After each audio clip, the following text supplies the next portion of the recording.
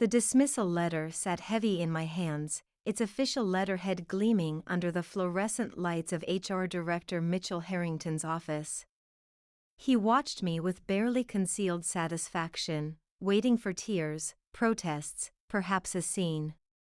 Instead, I smiled. "I understand completely," I said, folding the dismissal notice with meticulous care before tucking it into my blazer pocket. "Thank you for your candor, Mitchell. My name is Olivia Banks, and for 6 years I'd been the chief financial strategist at Weston Clark Investments, a company I'd helped transform from a struggling boutique firm into a Wall Street darling. And now they were cutting me loose, citing strategic restructuring and evolving company culture as if I were an outdated piece of furniture rather than the architect of their success. "HR will escort you to clear out your desk," Mitchell said, already reaching for his phone, dismissing me from his thoughts. "Standard protocol. I'm sure you understand." "Of course," I replied, voice steady as bedrock. "Protocol is important." What Mitchell didn't know, what none of them knew, was that this wasn't the devastating blow they imagined. It was precisely what I'd been meticulously engineering for the past 4 months. My termination wasn't their victory. It was my opening move. As I walked out of Mitchell's office, past the glass-walled conference rooms where I'd orchestrated billions in deals, I caught my reflection in the polished surfaces. Professional. Composed. Giving nothing away. The security guard assigned to monitor my departure shifted uncomfortably, avoiding eye contact as I methodically packed the few personal items from my corner office. Family photos. A crystal paperweight from a closing dinner in Tokyo. The fountain pen my father had given me when I made partner at my previous firm. "I'm sorry about this, Ms. Banks," he muttered, watching me place each item into a cardboard box with surgical precision. "Don't be, Raymond," I said, offering him a genuine smile. "Sometimes endings are just disguised beginnings." I left my keycard on the empty desk, nodded to Raymond, and walked through the hushed open-plan office where my former colleagues pretended to work while stealing furtive glances. The weight of their stares followed me to the elevator. Did they think I would crumble? Break down? Create the kind of spectacle that would become office gossip for months to come?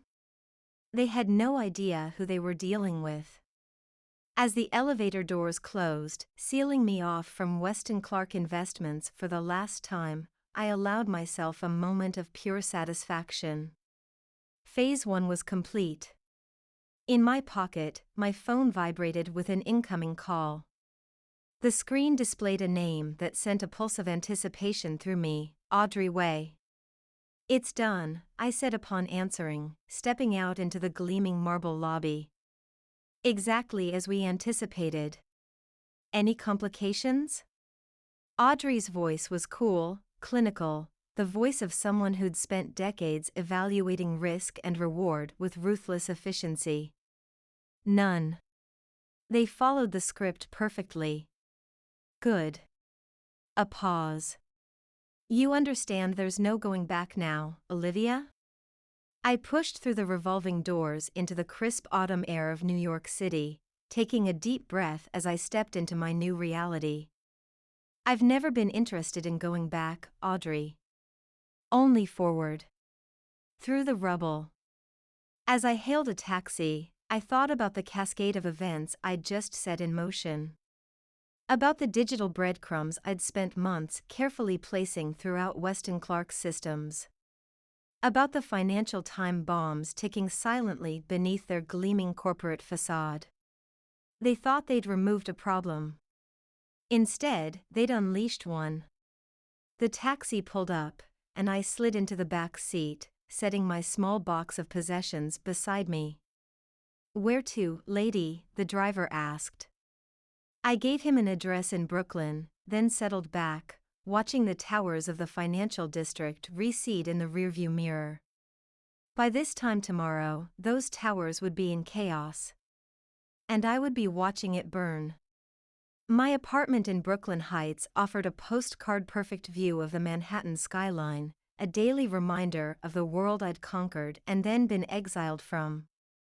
This evening, as dusk painted the skyscrapers in shades of amber and gold, I opened a bottle of Macallan 25, poured 2 fingers into a crystal tumbler, and watched the city lights begin to twinkle across the East River. To new beginnings, I murmured, raising the glass in a silent toast before taking a sip, letting the smoky warmth coat my tongue. My phone buzzed with an incoming message. Derek, my former assistant at Weston Clark. The vultures are already circling your office. Hartley's moved in and is pawing through your files. Asked me about the Singapore projections. I smiled, typing back, thanks for the update. Remember what we discussed? His response came immediately, I've got your back. Always.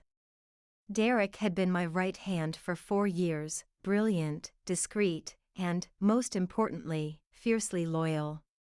When I'd first detected the shifting political winds at Weston Clark, he was the only one I'd trusted enough to hint at what was coming. Not the full scope of my plans, of course. No one knew that. But enough to secure his assistance for what would come next. I set down my phone and moved to my home office, where a sleek laptop waited on my desk. Not my corporate machine, that had been surrendered to IT during my exit, but a personal device, scrubbed clean of any digital fingerprints that might connect it to what was about to unfold. Settling in, I accessed a secure server and began reviewing what I'd spent months assembling: evidence of systemic fraud, manipulated financial statements, falsified client reports, and a particularly damning trail of correspondence between CEO Lawrence Clark and CFO Vincent Mercer discussing how to conceal losses from investors and the SEC. All of it authentic. All of it meticulously documented. All of it preserved despite their belated attempts to delete the evidence, attempts I had anticipated and circumvented long before they ever suspected me. My phone rang again. Audrey. The board members have been notified, she said without preamble. They'll receive the complete dossier at 9 a.m. tomorrow, precisely when the financial press gets their copies. Perfect, I replied. And the regulators? Anonymous tips have been filed with the SEC, the FBI's Financial Crimes Unit, and the Manhattan DA's office. With the evidence you've provided, they'll have no choice but to launch a full investigation by tomorrow afternoon. I twirled the crystal tumbler between my fingers, watching the amber liquid catch the light. And Clark? Mercer? Mitchell? None of them have a clue what's coming, Audrey replied, a hint of satisfaction creeping into her usually detached tone. They're all still at the office, actually. Probably congratulating themselves on how cleanly they disposed of you. Let them enjoy their last peaceful night, I said. By this time tomorrow, their world will be unrecognizable. After hanging up, I returned to the window, gazing at the Weston Clark Tower, its distinctive silhouette standing prominent among the skyline. 6 years of my life spent within those walls. 6 years of innovations, of driving growth, of building relationships with clients who trusted me with fortunes. 6 years, until Lawrence Clark had decided I was becoming too influential, too respected, too much of a threat to his authority. His first mistake had been trying to undermine me. His fatal mistake had been believing I wouldn't notice. I'd always had contingency plans, it was my nature as a risk assessor. But when I began finding my name mysteriously removed from key client communications, when I was excluded from strategy meetings I had previously led, when my recommendations were suddenly questioned after years of being gospel, I knew a purge was coming. So I'd adapted. Planned. turned their impending betrayal into an opportunity they couldn't possibly fathom. The trap was laid. And tomorrow, it would spring shut with devastating precision. I raised my glass again to the glittering tower in the distance. "Sleep tight, gentlemen," I whispered into the darkness. "While you still can." Morning arrived with a sense of electric anticipation. I dressed with particular care, a charcoal Armani suit, crisp white shirt, ruby earrings that caught the light like drops of blood. War paint, of a sort. By 8:30, I was settled in a cafe across from Weston Clark's building, positioned to watch the drama unfold while remaining invisible. I ordered an espresso and opened my laptop, connecting to a secure network that would allow me to monitor the digital chaos I was about to unleash. At precisely 9 a.m., I initiated the final sequence. First came the emails, hundreds of them, automatically sent to every client in Weston Clark's portfolio, detailing specific instances where their investments had been mishandled, their trust betrayed, their profits skimmed. Each message contained documented proof unique to their accounts, ensuring they couldn't be dismissed as a generic smear campaign. Simultaneously, the board members received their promised dossiers, as did the financial press. Within minutes, my phone began to light up with notifications as the first articles appeared online. Fraud allegations rock Weston Clark Investments. Top Wall Street firm accused of massive client deception. SEC launches investigation into Weston Clark following whistleblower revelations. I sipped my espresso, watching the building's revolving doors as the first black SUVs with government plates pulled up outside. 3 men in suits emerged, badges visible even from my vantage point. My phone buzzed. "Derek. It's absolute chaos in here. FBI just walked into the executive floor. Clark looks like he's going to have a stroke. What the hell did you do?" I typed back, "Just made sure the truth came to light." "Are you clear?" "Yes, followed your instructions to the letter. All my communications are clean." "Good. Remember, you knew nothing. You were just following orders from senior management."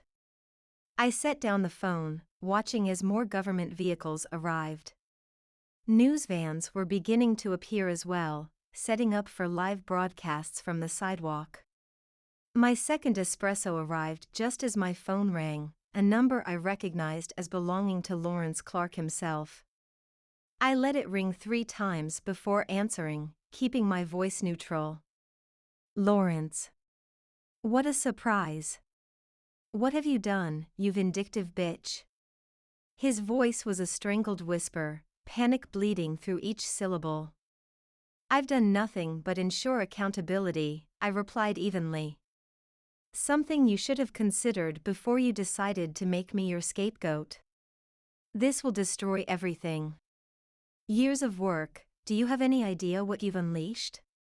I watched through the cafe window as another black SUV pulled up, more agents emerging. "I have a very precise understanding of what I've unleashed, Lawrence.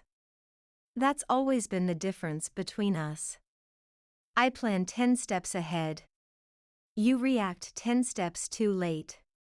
You'll never work in this industry again," he hissed. "I'll make sure of it." Bold words from a man who's about to be indicted for securities fraud, I replied. "I'd say good luck, but we both know luck won't save you now." I ended the call and returned to my laptop, where the financial devastation was accelerating. Weston Clark's stock had been halted after plummeting 30% in the first 15 minutes of trading. Client withdrawal requests were flooding in faster than their systems could process. And the internal communications I was monitoring showed complete disarray as executives frantically tried to contain a situation that had already spiraled far beyond their control. By noon, the scene outside Weston Clark had transformed into a media circus. I watched from my digital command post as Lawrence Clark was led out in handcuffs, followed shortly by Vincent Mercer and 3 other executives. Their faces, ashen with shock, filled every news channel as commentators breathlessly reported on the largest financial scandal to rock Wall Street since 2008. My phone rang again. Audrey. "It's working exactly as you predicted," she said, a rare note of admiration in her voice. "The stock is worthless.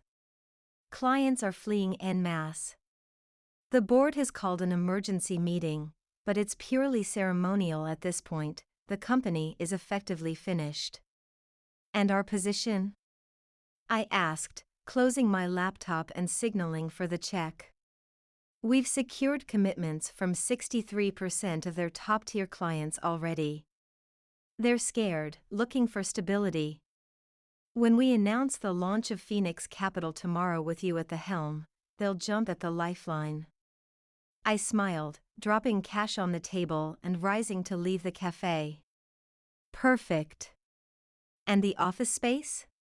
"Signed and ready. Downtown, 38th floor. The view is spectacular."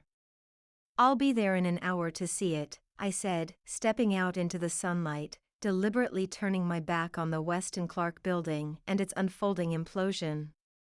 "One more thing," Audrey added before hanging up. "Mitchell Harrington has been trying to reach you. Apparently, he's suddenly remembered what a valuable asset you were." I laughed, genuinely amused by the predictability of it all. "Let him squirm," I replied. "He'll learn soon enough who he crossed." As I walked away, my phone buzzed with a text from Derek. "They're saying we'll all be out of jobs by tomorrow. What am I supposed to do?" I typed back immediately. "Check your email in 1 hour. Your new employment contract will be waiting. VP title, double your current salary. You've earned it." His response came seconds later. "You planned this all along, didn't you?" I smiled, pocketing my phone without answering. Some questions answered themselves.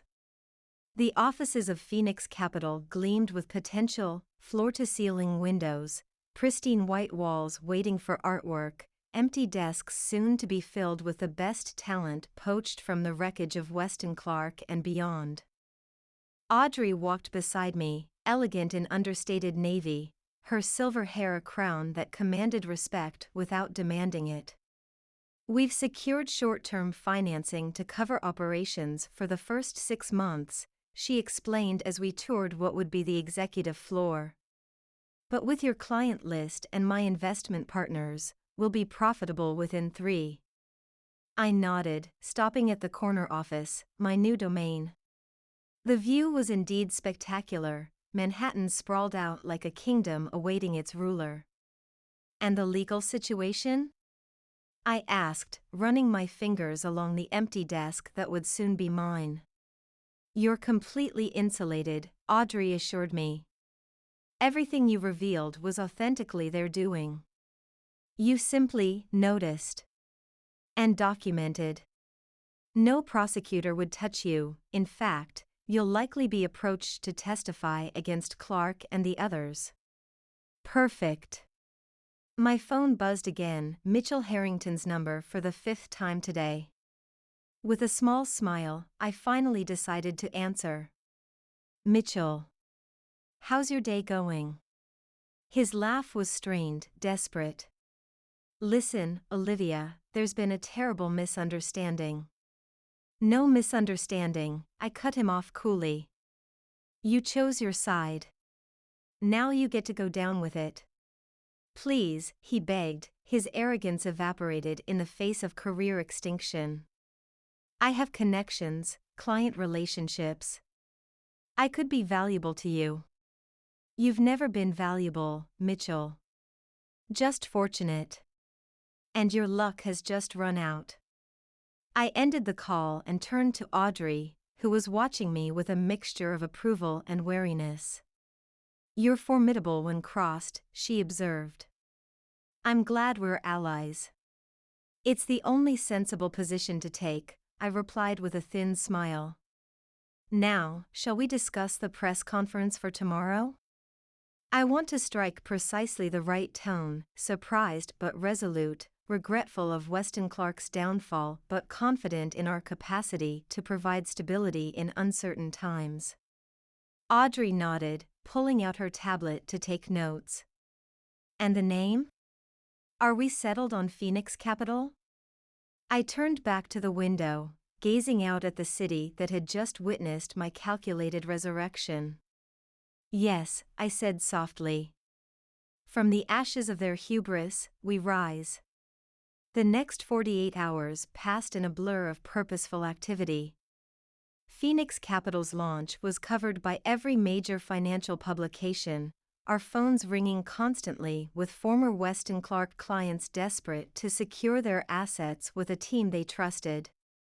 Derek arrived with 15 of our former colleagues, all hand-selected for their talent, discretion, and, most importantly, their loyalty to me rather than to the institution that had employed us. It's like you had this planned down to the minute, Derek marveled as we worked late into the night, setting up systems and onboarding clients at a breakneck pace. That's because I did, I replied without looking up from my computer. He paused, studying me with newfound respect and perhaps a hint of trepidation. How long? How long were you planning this? I finally met his gaze.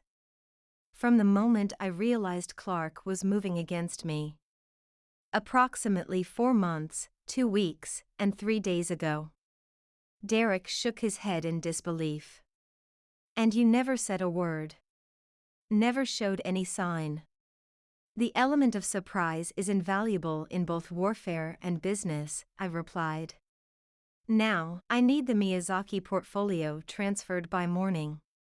They've committed to bringing their full $9 billion portfolio with them. He nodded, returning to his desk with a renewed sense of purpose. By the end of the week, Phoenix Capital had secured over 40% of Weston Clark's former clients, representing more than $30 billion in assets under management. Our temporary offices hummed with focused energy as a team forged in the crucible of corporate betrayal worked with singular purpose to build something new, something better. I was reviewing our initial projections when my private line rang, a number I didn't recognize. Olivia Banks, I answered crisply. Ms. Banks, this is Assistant U.S. Attorney Caroline Diaz. I'm leading the prosecution of Lawrence Clark and the others involved in the Weston Clark fraud case. I leaned back in my chair, gazing out at the skyline. How can I help you, Ms. Diaz? We'd like to discuss your cooperation as a witness.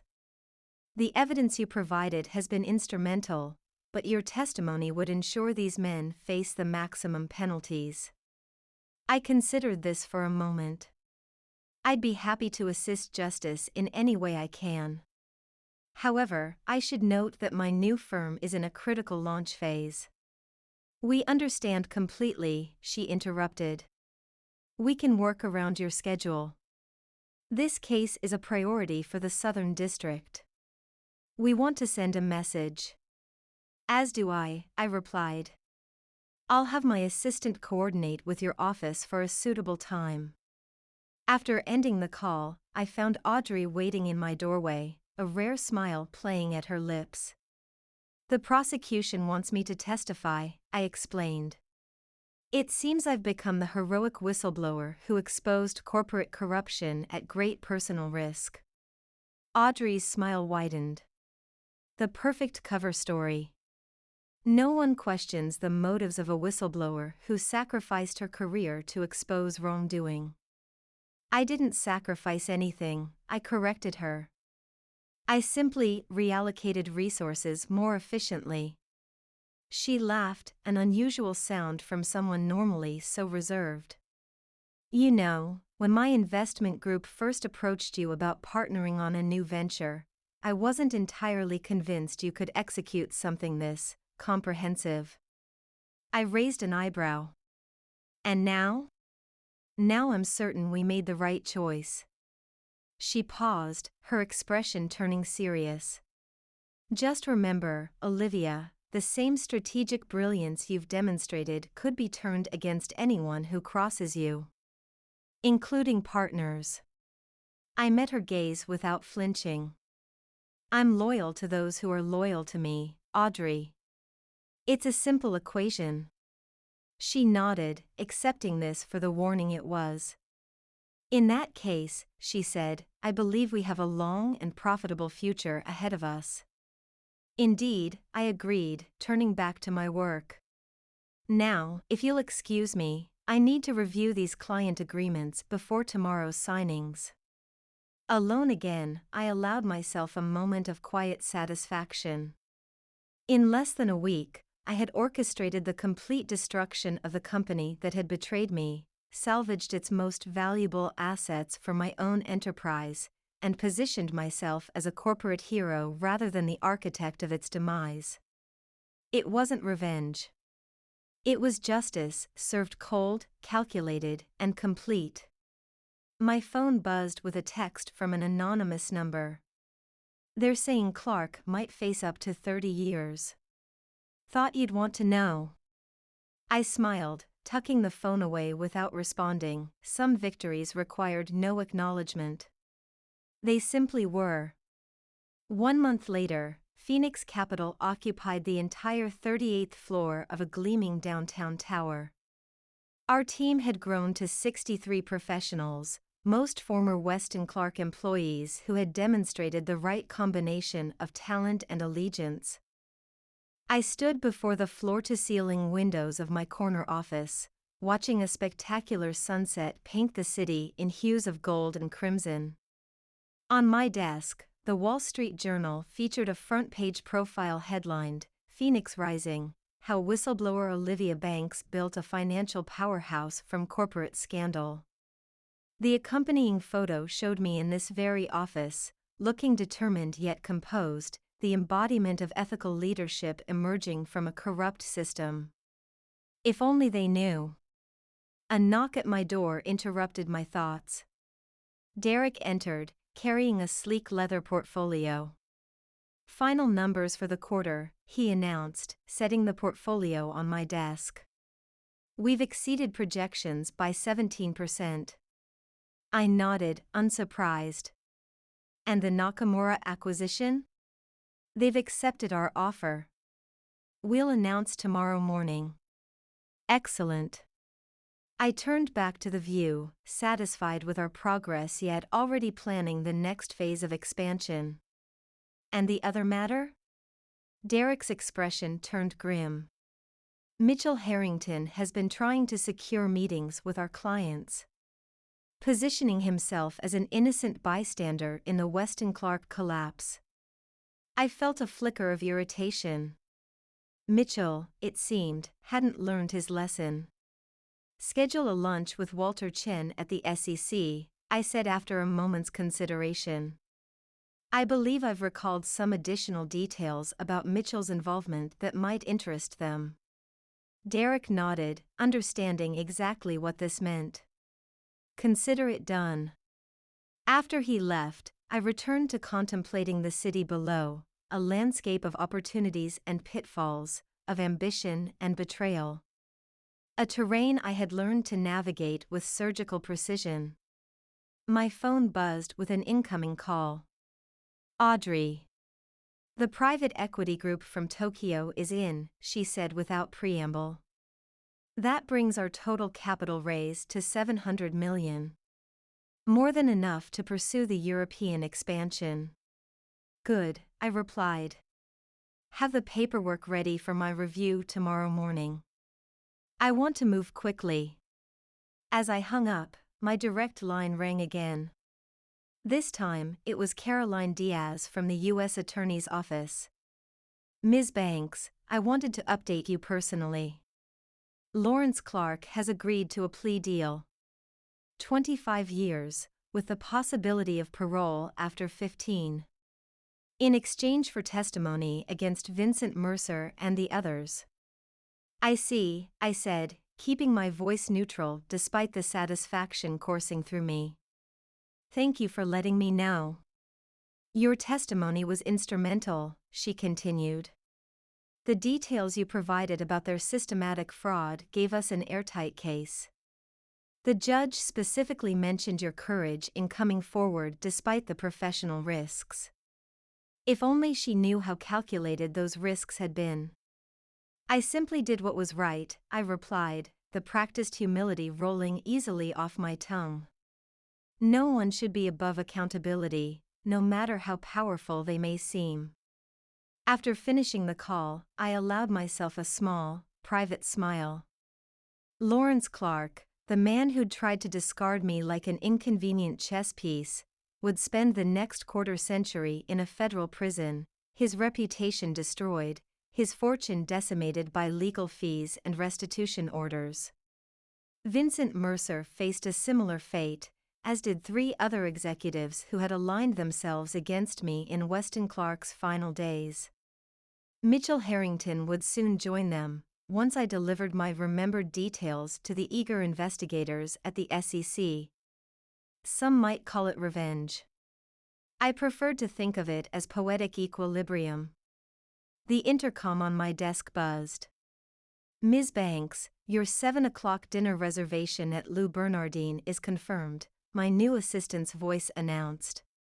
"The car will be waiting downstairs in 20 minutes. "Thank you, Caitlin," I replied, gathering my belongings for the evening. Tonight, I was meeting with the leadership team to celebrate our first quarter's success and outline visions for the future. A future that, thanks to my meticulous planning and their loyal execution, stretched before us with limitless potential. As I rode the elevator down to the lobby, I reflected on the journey that had led me here. The betrayal that had become opportunity. The calculated risk that had yielded unprecedented rewards.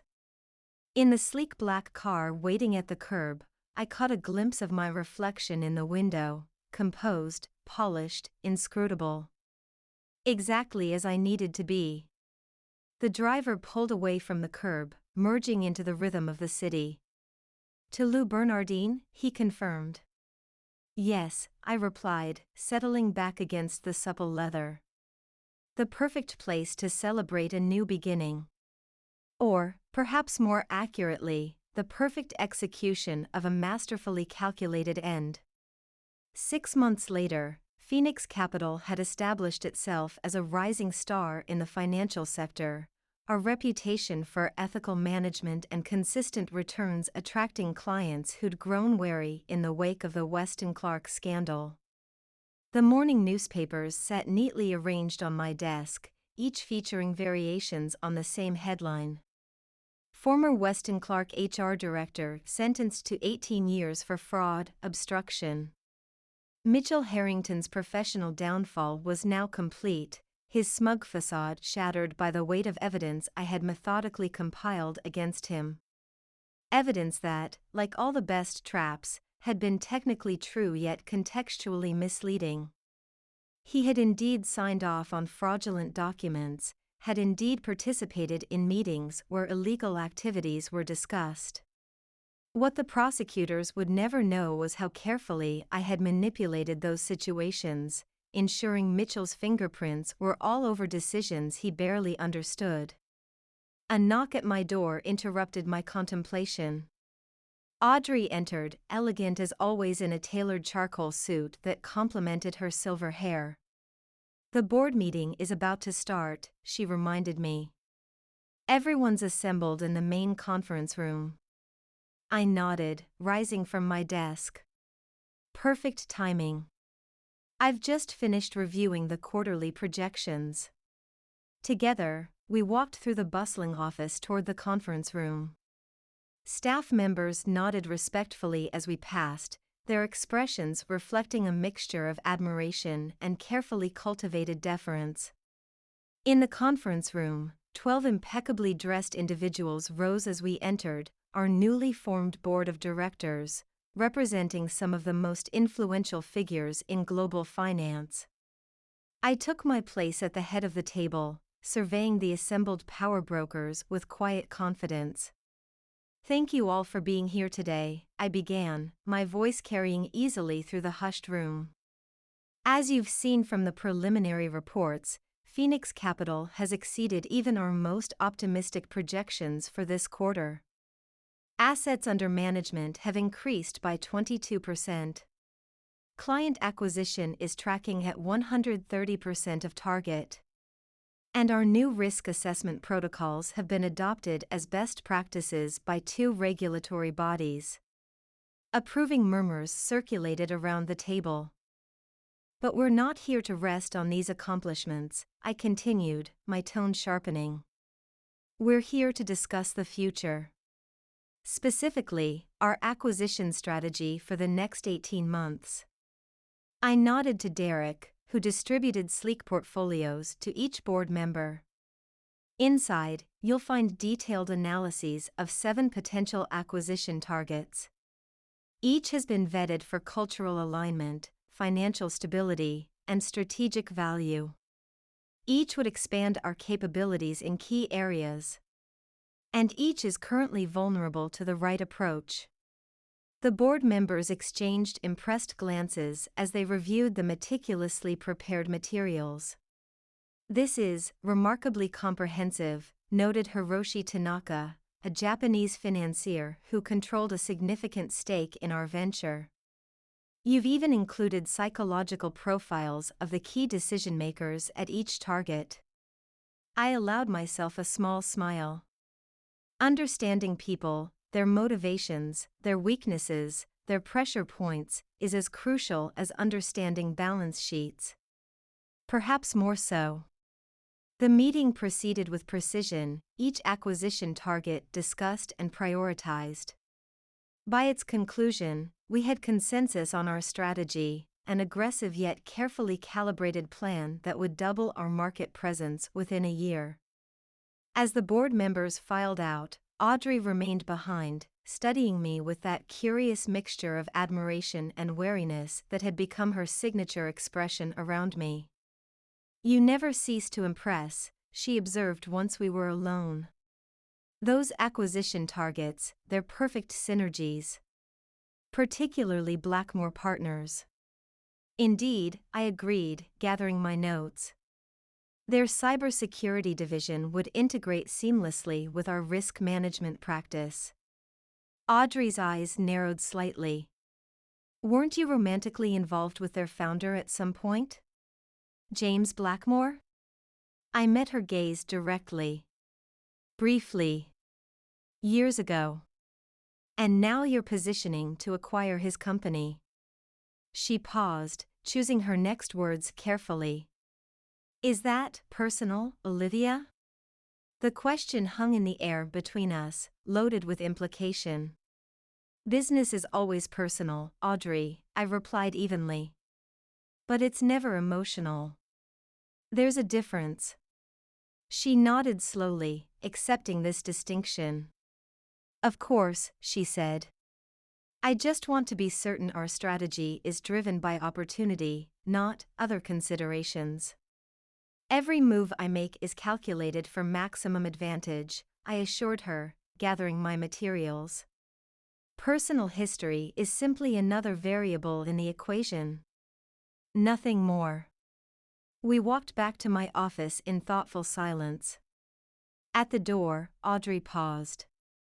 "The effectiveness of your calculations with Weston Clark has not gone unnoticed in certain circles," she said quietly. "There are whispers." I raised an eyebrow. "Whispers?" "Nothing concrete. Nothing actionable. Just questions about how perfectly everything fell into place for Phoenix to emerge from Weston Clark's ashes. How convenient the timing was. How prepared we were to capitalize on their collapse." I considered this for a moment, then shrugged lightly. Success always breeds skepticism in those too limited to achieve it themselves. Let them whisper. What matters is results. Audrey studied me for a long moment before nodding. "Indeed. I'll let you know when the Nakamura contracts are ready for your signature. Alone in my office, I turned to the wall of windows, gazing out at the city stretched before me, a landscape transformed by my calculated risk and ruthless execution. The whispers Audrey mentioned didn't concern me. There were no digital fingerprints, no traceable connections, no evidence that could ever prove I had orchestrated Weston Clark's destruction rather than merely exposed existing corruption. I had designed it that way. Just as I had designed this new chapter, this phoenix risen from carefully kindled flames, to exceed every metric, surpass every expectation, and cement my position beyond challenge. My phone buzzed with a notification. A news alert. Former Weston Clark CEO Lawrence Clark allegedly assaulted in prison, condition critical. I set the phone down without reaction, turning my attention to the acquisition proposals awaiting my review. Some consequences extended beyond even my calculations. But I couldn't deny the symmetry of it all, a man who had lived by exploiting others, now experiencing exploitation in its rawest form. As the afternoon sun cast long shadows across my office, I immersed myself in work, planning the next phase of Phoenix Capital's expansion with the same methodical precision I had applied to Weston Clark's destruction. The past was settled. The future, carefully plotted, meticulously engineered, stretched before me like a conquest awaiting its conqueror. And I was nothing if not thorough.